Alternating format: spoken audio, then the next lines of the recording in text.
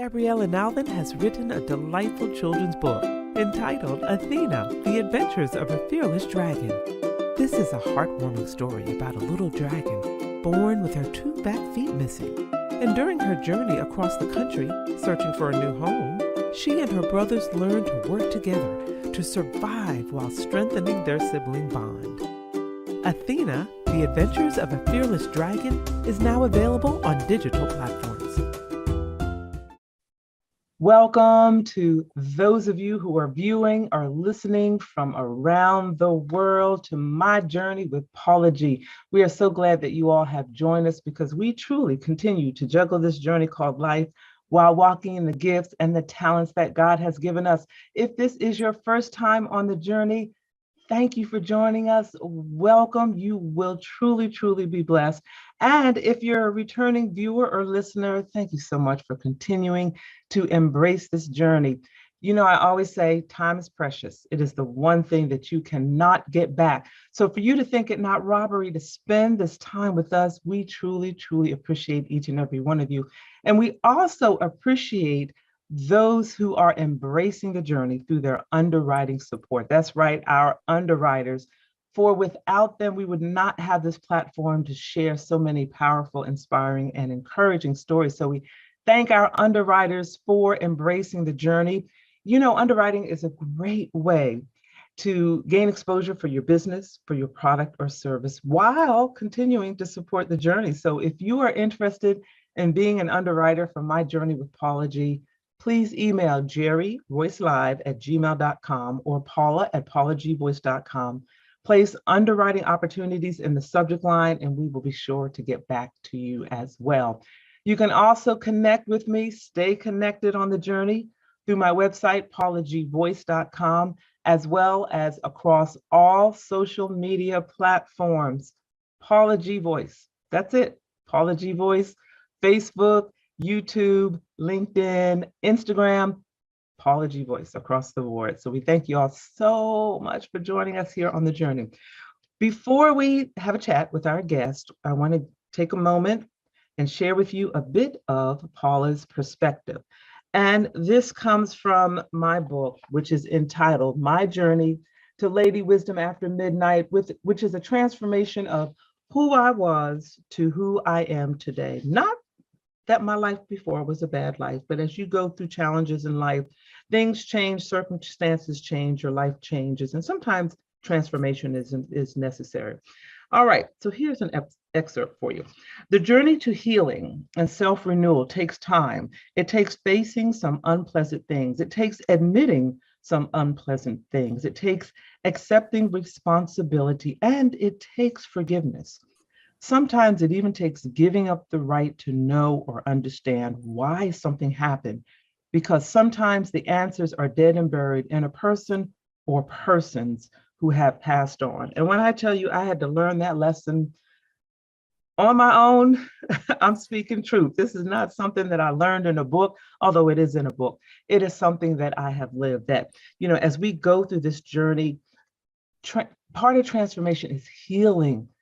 Y'all, we've got to heal from whatever it was, whatever the hurt, the pain, the anger, whatever it was, we've got to heal from it. And we may not always get resolution for whatever it is. And, you know, as I said, the person that hurt us may have passed on, and we may not get that resolution, that face-to-face resolution that we desire. But at some point, some way, we have to find a way to make peace with it, so we can open ourselves to all that God has for us in front of us. I know it's hard, it's difficult. I am preaching to myself. I know it is difficult, but sometimes we've got to find a way to release the anger, release the hurt, release the bitterness, forgive, so we can open ourselves to all the blessings that lie before us. So that is Paula's perspective, and I hope that helped someone. And before I bring on my guests, I also want to give a shout out to my dear, wonderful friend of over 26 years. We were Army wives together. And you know, when you're Army wives throughout life, that bond never ends. And I just want to thank her for this wonderful gift, finding the joy in your journey. So I want to thank my dear sister, Mrs. Inger M. Ferguson, who is also the South Carolina Educator of the Year for this particular year. So we thank her praise God for her, what she does in her ministry of education, because that's really a ministry, as well as her creative ministry, as she too is juggling this journey called life while walking in the gifts and talents that God has given us. And speaking of gifts and talents, my guest today, this young lady, you might want to get paper and pencil. I tell you all sometimes get paper and pencil. You might want to get paper and pencil because I know she's going to drop some nuggets. She's an author. She's a screenwriter. She's an actress, a producer. She's a healthcare worker, and she is indeed juggling this journey called life while walking in the gifts and the talents that God has given her. She is Ms. Tiffany Elle Burgess. Tiffany, welcome, welcome, welcome to the journey. Thank you. Thank you, Paula, for having me and always being supportive of my many jobs, the many hats that I wear. Thank you. I think you are so welcome. I think you're such an encouragement because you truly are an example of juggling this journey called life because you still work full time while walking in the gifts and the talents that God has given you that I've mentioned, being an author and a screenwriter, an actress, a producer, a healthcare worker. So first of all, if you can, tell us a bit about your full-time job. And then how do you juggle it? How do you juggle it? How do you get it all done? Because you are just doing it. Thank you. By day, I'm a public health professional. So I went to Emory for grad school and loved my experience at Emory and got a master's of public health. I went to Hampton University. So shout out to HU, the real HU. For undergrad and my undergrad degrees in biology. And I always knew I wanted to work in healthcare. I was pre-med at first. And so I do have that passion. So that's what I do by day, public health professional. I focus on chronic disease prevention. And then you mentioned the other things by night. So wait a minute, let me pause you right there. So right now, at the time of this particular conversation, we are, some say we're beyond it. I personally think we're still in the midst of it. But anyway, we're the pandemic. So I would imagine that your day job has been amped up a bit. It has. COVID has, the pandemic has changed things. I was on campus at CDC, and now I'm working from home, which is different because I'm a public health consultant housed at the Centers for Disease Control and Prevention. And I've been in public health for about 20 years now, which kind of gives away my age as well. But it's right. But yes, it's been busy. It's been busy. And I agree with you. I feel like we're still working through this pandemic. With God's grace, we're making it every day, and hopefully I know and pray that we'll get on the other side of it. But right now, I'm like you, I still feel like we're in it, and it definitely has ramped up the work that we do as public health professionals. So now your day job has been ramped up because of the current situation, yet you're still walking in your gifts and talents. So share with us how that's working out for you. It's it's a balance for me. It balances me out because I'm definitely someone who is the science health mind, but also have this creative side, and I have to use both for me to be happy and to feel fulfilled. So whether it's on my lunch break, whether it's weekends, whether it's at night, shout out to insomniacs. I do a lot of work at night, a lot of writing if I can't sleep. And just, it may take me a while. The first book took me like 9 months. The second book took me a couple of years, and just finished the first draft of the third. It's taken me like 3 years, but I get it done. And I just carve out time. You have to make time to really nurture the gifts and talents that God has blessed you with. And that's something my mother has poured into me. He'll give it to you, but you have to work on it, faith without works. And you have to do your part. And that's what I try to do. I try to nurture the gifts that he's given me. So I hear within that and encouraging the audience, encouraging authors, and all of you have these gifts and talents, and you're saying, well, I don't have time to work it because I work a full-time job. What I was just hearing was praying for direction and praying for wisdom as to recognizing the opportunities, like you said, lunch break, recognizing that here's an opportunity where my lunch break is 30 minutes, 45 minutes, an hour, doing something with that time toward using my gifts, getting home and doing a lot of this at night and finding that balance. And it sounds like that your gifts and talents, you have the energy for them because they are your therapy. Is that fair? That is fair. It gives me life. It energizes me. There's nothing like seeing an audition through. There's nothing like getting a role. Got my first role on the Wonder Years on network television. There's nothing like seeing what God can do in your life if you trust him and meet him halfway. Like, I haven't even met him part of the way. I still have a lot to, I'm 42 years old and I have so much more that I'm still learning about Tiffany Burgess, and I'm growing. And I'm amazed at what he's done thus far, but I'm excited to see what he has in store for me if I just step out on faith and do my part. So you have to carve out a little bit of time to learn those lines or to jot down some notes for your book. And don't put yourself on a timetable as far as finishing, because that to me sometimes can be a trap. Now it's time management, and you do want to make sure you have a plan, right? And it's okay to set milestones, but don't get discouraged if you didn't finish, by April. I wanted to have this third book done by last August, 2021, before I turned 42. Well, it's okay. I got the first draft done, the first quarter of 2022. And that's okay. Like that, I'm still rolling, Yes. And okay, now I told you all, paper and pen. She just dropped some nuggets about the timetable and using your time. And I love what you said about meeting him. He's opening these doors and you feel like you've only met him part of the way, and you have so much further to go. And when he gives you those gifts and talents, he's given them to you. Now you have the responsibility of figuring out how to utilize them. And it's different for everyone, because maybe for someone else, well, I can't do it at lunchtime because I got to check on my kids, this, that, the other. Okay, that's fine. We're not saying that's written in stone. What we're saying is you have to figure it out for yourself, and it's not easy, and you might lose some. You gave shout out to the insomniacs. You're gonna lose some sleep, right? So oh my gosh, I know you just helped somebody with that. And then the books, that each one was not completed within the time frame that you thought it needed to be complete, but you kept going and you didn't stop. And now you've completed 3 books. I love it. Don't give up. Don't give up. Sometimes you get discouraged, and it won't be easy, but I feel like nothing worth really having.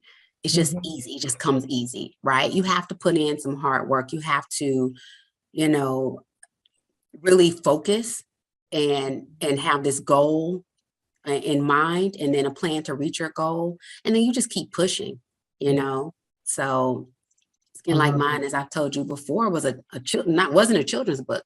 And I had been working on that since 2007 when I took an evening at Emory class. But when my grandmother passed and I found myself lacking that joy, I found myself feeling a little, dealing with depression, which I think we should talk about these things as African Americans, especially African American women. You can be a strong woman, right? A strong person, have a strong faith, but still sometimes deal with sadness or depression or something like that. And when my grandmother passed, my grandfather passed, the same year, I had lost some joy. And that's when my mother reminded me of some of the things that bring me joy and talents and gifts that God had blessed me with that I had not been focusing on. And that's when the children's book, Skin Like Mine, that's when it evolved. And I've just been running ever since. Yes. Yeah. And all of this, you've kind of basically kind of given it to us in a nutshell, is a manifestation of a childhood dream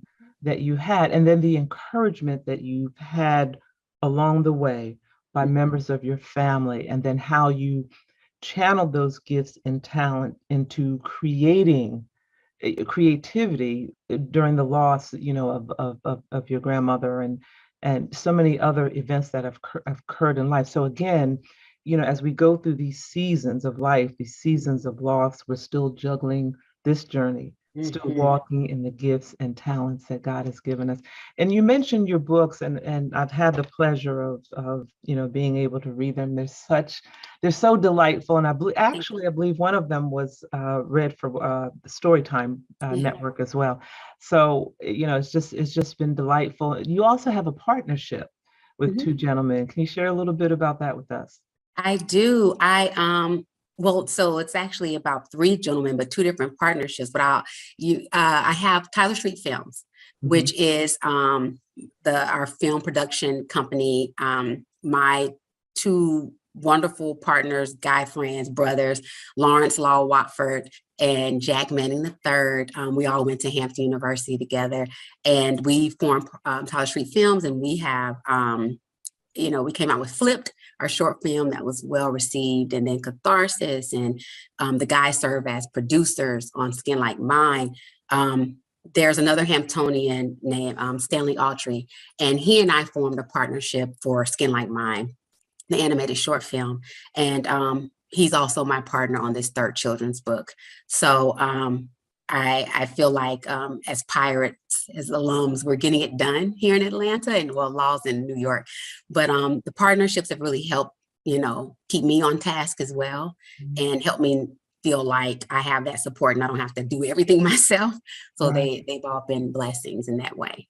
What do you feel is the key to a successful partnership, or what has been your experience in regard to what has made your partnerships successful thus far?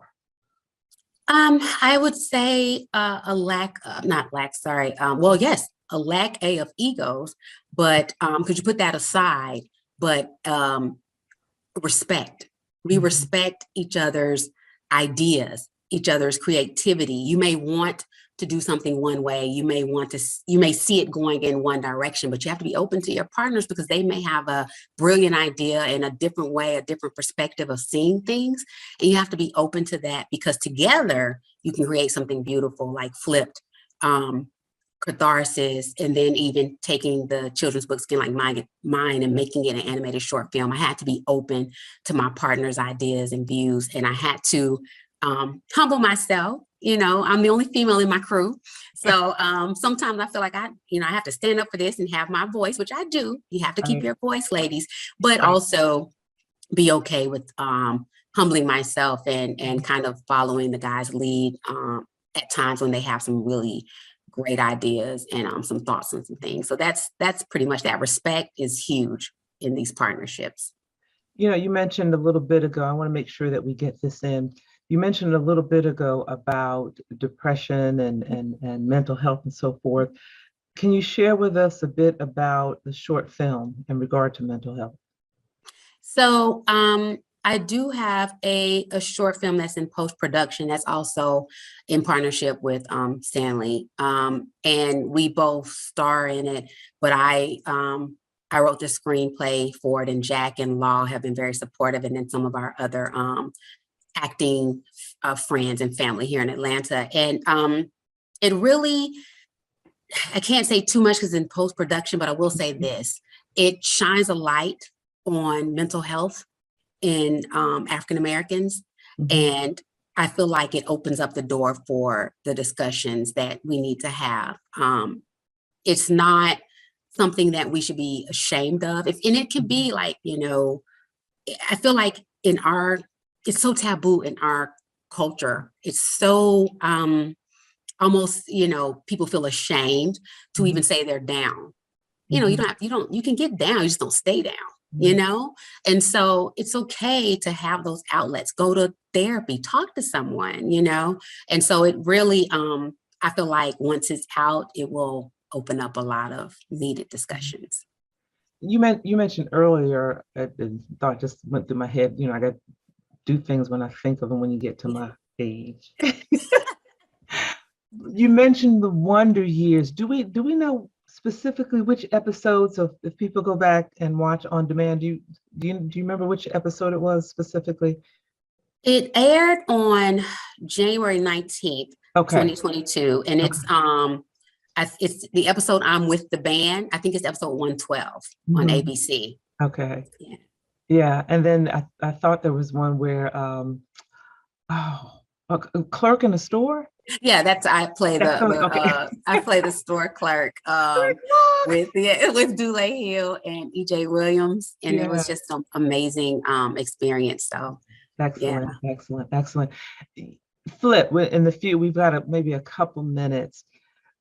Flipped was, to me, it was such an ingenious concept. And to watch it from the beginning to the end was just really so powerful. And I remember an interview with the woman that played the mother of the young man and her reaction. And it was just a powerful interview because it was sort of the shoes on the other foot. And now Mhm. she gets it, if that's fair to say. Mhm. You know, Yeah. so can you Yeah. share a little bit about Flipped and how that concept came about? Flipped is a short film that just reimagines the society, in which we're living. And the concept came about through my partner, Jack Manning, and he had been thinking about what it would be like to show people this side of how do I say it, racial and social injustice. Mhm, mhm, How do you get people to really understand? Well, sometimes you mm, have to have them walk in your shoes, mhm, and we try to do that and reimagine this society and put it on film on the big screen. And it's at the end of the day, it's about a high school, teenager who has been dealing with just some microaggressions and injustice, and it comes to a head. And you get to see what that's like for him and the situation he ends up, mhm. finds himself in, and then the outcome. And so we're trying to get it out there through different platforms, and it's been so well received. But thank you, Paula, for supporting it and the story that we're trying to tell. Yes, and all Yeah. of the stories that you tell, whether it's on film or through your books, are powerful stories, stories of substance and quality, and thought-provoking conversation starters. You know, it truly is a journey. And you know what fascinates me about you is a degree in biology. And you know, when I think my father had a degree in electrical engineering, a master's degree in Nice. electrical engineering. So, Nice. you know, everything with him was black and white. You tell daddy, why did the chicken cross the road, right? It's just a joke. Well, first of all, what is the chicken doing out of the chicken coop? Chickens have no business. You know, like, daddy, don't analyze it. Just go with it. Just go All with it. right. All So, right. you know, when I think of math and science minded people, I think because of my own experience, you know, I think of that kind of everything is black and white. So it just fascinates me that you have that side of you, but then also such a creative side that is so, to me, outside of the box of, you know, a math and science mind. I think it's a beautiful thing. And I think it's really a wonderful, wonderful reflection of God placing gifts and talents within you and you having the wherewithal to utilize those, you know, to maximize those, a lot of which are yet untapped, as you mentioned earlier. Thank you. Thank you, Paula. I appreciate that.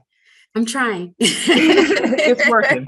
It's working. It's working. So share with our audience maybe some words of encouragement or advice that you may have for them, a nugget of wisdom, and also share your website and social media, how they can stay connected. Yeah, I would just say, you know what, my one of my favorite verses is Proverbs 3, 5, and 6. And that's trust in the Lord with all thy heart, lean not to thy own understanding, with all thy ways acknowledge him, and he shall direct thy paths. And I feel like he's directing my paths every day. Sometimes I get off the path and he brings me back. So if you just, keep trusting him, keep praying, and keep believing in the talents that he's bestowed upon you, you'll watch it unfold in your life and you will be amazed. And I'm hoping this is just the beginning with me. You can find me at Miss Tiffany Elle on Instagram. So it's Tiffanyelle, and then Tyler Street Films, and it's TYLERSTREET Films. Both those are both our Instagram handles. And then my website is www Tiffany Elle Burgess.com. Thank you, Tiffany, so much for joining us. Thank you you. so much for sharing with us.